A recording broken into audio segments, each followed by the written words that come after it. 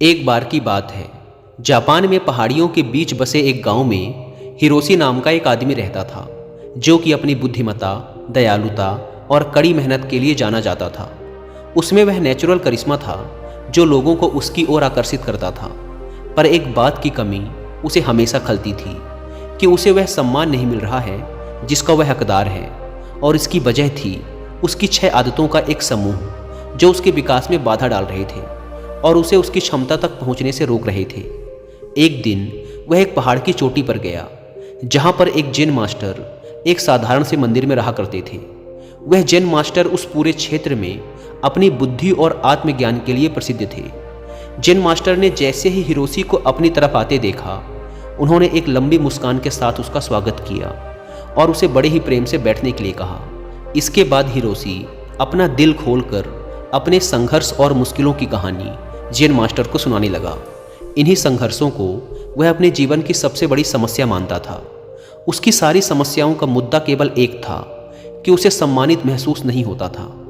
Jain master उसकी सारी बातों को ध्यान से सुनते जा रहे थे और बीच बीच में अपना सिर भी हिलाते जा रहे थे। जब हिरोशी ने अपनी बात खत्म कर ली और चुप हो गया, तो जैन मास्टर ने बहुत ही शांत और सुखद आवाज में कहा, प्रिय हिरोशी, सम्मान अर्जित किया जाता है। दूसरों का सम्मान पाने के लिए तुम्हें पहले खुद का सम्मान करना सीखना होगा, और ऐसा करने के लिए तुम्हें उन 6 आदतों को पीछे छोड़ना होगा जो तुम्हें आगे बढ़ने से रोक रही हैं। हिरोशी ने उम्मीद भरी नज़रों से जैन मास्टर की ओर देखा, क्योंकि वो ये जानने के लिए उत्सुक था कि वो 6 आदतें कौन सी हैं और उनसे छुटकारा कैसे पा सकते हैं। जैन मास्टर ने आदतों को बताना शुरू किया। जैन मास्टर ने कहा, पहली आदत जो तुम्हारे काम में सबसे बड़ी बाधा है और तुम्हें छोड़नी चाहिए, वो है काम को टालना। अपने काम में देरी करके तुम खुद को आगे बढ़ने और महानता हासिल करने के लिए उचित अवसर से दूर हो जाते हो। काम को टालने का अर्थ है अपनी सफलता को टालना। याद रखो, अगर तुम उस काम को टाल रहे हो तो कोई और उस काम को करके उस सफलता को छीन ले जाएगा और तुम्हारा सपना सिर्फ सपना बनकर ही रह जाएगा। इसीलिए अनुशासन अपनाओ और अपनी जिम्मेदारियों को पूरे मन से निभाओ। दूसरी आदत है लोगों को जज करने की आदत। हम किसी को बिना जाने, बिना अच्छे से परखे उसके बारे में एक विशेष राय बना लेते हैं, और अक्सर ये राय नकारात्मक ही होती है। राय बनाने का मतलब है कि फिर हम उस चीज़ या उस इंसान को वैसा नहीं देख पाएंगे जैसा वो असल में है, क्योंकि हमारी राय इसमें हमारी बाधा बन जाती है और हम उस इंसान, वस्तु या परिस्थिति के मूल स्वभाव को समझने में विफल रह जाते हैं। जैन मास्टर का कहना था कि किसी को भी बिना अच्छे से जाने या किसी भी परिस्थिति को बिना समझे हमें उसके बारे में अपनी नकारात्मक या सकारात्मक राय नहीं बनानी चाहिए। तीसरी आदत जैन मास्टर ने बताई कि हर चीज़ के लिए दुखी होना बंद करो। हर परिस्थिति और हर चीज़ हमारे नियंत्रण में नहीं हो सकती, और ना ही हर चीज़ हमारी इच्छा अनुसार होगी। हमेशा कुछ न कुछ ऐसा होता ही रहेगा जो हमारी मर्जी के खिलाफ होगा। इसीलिए जो चीज़ें तुम्हारे नियंत्रण में नहीं हैं और जिनके लिए तुम कुछ भी नहीं कर सकते, उनके लिए दुखी होना बंद करो। चौथी आदत है जलन और ईर्ष्या को दूर करो, और तुम्हारे अंदर जो भी शिकायतें, जो भी असंतोष है, उसे भी हटाओ। बेवजह की ईर्ष्या और गुस्सा अपने मन में रखकर हम खुद को ही नुकसान पहुंचाते हैं। इसके कारण हमारे भीतर डर और शंका पैदा होती है, जिससे बुद्धि दूषित हो जाती है और भ्रम पैदा होने लगता है, और भ्रम की वजह से किसी भी काम में सफलता नहीं मिल पाती। इसीलिए जितना जल्दी हो सके खुद को इन नकारात्मक आदतों से दूर करो।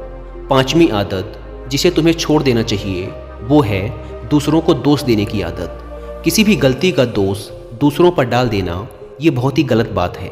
इससे समाज में हमारी बहुत ही खराब छवि बनती है और हमारा ध्यान गलतियों से सीखकर आगे बढ़ने की बजाय गलतियों को छिपाने और दूसरों को गलत साबित करने में लग जाता है। जब हमारे साथ कुछ अच्छा होता है तो हम उसका श्रेय लेना नहीं भूलते, तो अगर कुछ गलत होता है तो उसका दोष भी हमें खुद को ही देना चाहिए। दूसरों को दोष देना असफल लोगों की निशानी है। असफल लोगों में ये आदत होती है कि वे अपनी असफलता के लिए दूसरों को दोष देते हैं। कभी कभार ऐसा हो जाता है कि किसी और की गलती की वजह से हमारा काम बिगड़ जाता है, लेकिन जब कोई व्यक्ति अपनी असफलता के लिए बार बार किसी और को दोषी बना रहा है, तो समझ लेना कि इसमें किसी और की नहीं बल्कि खुद उस व्यक्ति की ही गलती है। अपनी गलती को मान लेने से हम छोटे या कमतर नहीं बन जाते, इसीलिए अपनी असफलता पर किसी और को दोषी बनाने से अच्छा है अपनी गलती को मानो और उससे सीखकर आगे बढ़ो। छठी और आखिरी गलती है दूसरों से अपनी तारीफ सुनने की आदत। हम दूसरों को दिखाने के लिए अक्सर कुछ न कुछ नया करते रहते हैं। हर चीज़ के लिए हम चाहते हैं कि लोग हमारी तारीफ करें, हमारे बारे में अच्छा बोलें और हम जो भी काम करें लोग उसकी प्रशंसा करें। अगर किसी बात के लिए हमारी आलोचना होती है तो हम बहुत दुखी हो जाते हैं और इस तरीके से हम लोगों के हाथों की कठपुतली बनकर रह जाते हैं। इसीलिए हमें दूसरों के तारीफ की कोई ज़रूरत नहीं है। और वैसे भी लोगों की तारीफ़ें खोखली होती हैं, जो एक पल में हमें आसमान पर पहुंचा देती हैं तो दूसरे ही पल नीचे ज़मीन पर पटक देती हैं। इसीलिए हमें लोगों की तारीफ़ और बुराई से फ़र्क नहीं पड़ना चाहिए और जो हमें पसंद है और जो हमें सही लगता है वही करना चाहिए, बशर्ते वो नैतिकता पर खरा उतरता हो। हिरोशी ने जेन मास्टर से कहा, आपने 6 बुरी आदतों के बारे में तो बता दिया, लेकिन पुरानी आदतों को छोड़ना और नई आदतों को अपनाना बहुत मुश्किल होता है।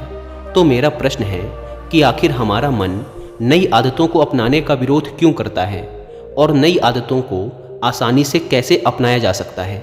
जेन मास्टर ने कहा, ज़्यादातर लोग आदतों को बदलने में असफल रहते हैं क्योंकि उनकी उस नई आदत के साथ अवास्तविक उम्मीदें जुड़ी होती हैं। जैसे अगर कोई व्यक्ति सुबह जल्दी उठकर व्यायाम करने की नई आदत डालना चाहता है तो वह उम्मीद लगा लेता है कि उसकी इस नई आदत से उसका वजन तेज़ी से कम होना शुरू हो जाएगा या फिर उसका शरीर तेज़ी से शक्तिशाली बन जाएगा, जबकि असल में ऐसा नहीं होता।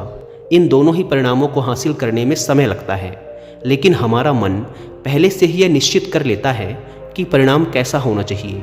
और जब हमारी उम्मीदों के अनुसार परिणाम नहीं मिलते तो हम निराश और उदास हो जाते हैं और अपनी पुरानी आदतों में वापस लौट जाते हैं। लेकिन जो व्यक्ति वास्तविक और सही उम्मीदों के साथ नई आदत की शुरुआत करता है वो उदास और निराश होने से बच जाता है और आदत बदलने के दौरान अपने आंतरिक विरोध पर काबू पा लेता है। अब अगला प्रश्न है कि आदतों को आसानी से कैसे अपनाया जाए। तो ऐसा करने के 5 आसान नियम हैं। पहला, अपने विचारों को लिखो। उन सभी चीज़ों की पहचान करो जिन्हें तुम बदलना चाहते हो, चाहे वो छोटी हो या बड़ी, उन सबको लिखो। दूसरा नियम, छोटे कदम उठाओ। सबसे छोटी आदत से बदलाव करना शुरू करो।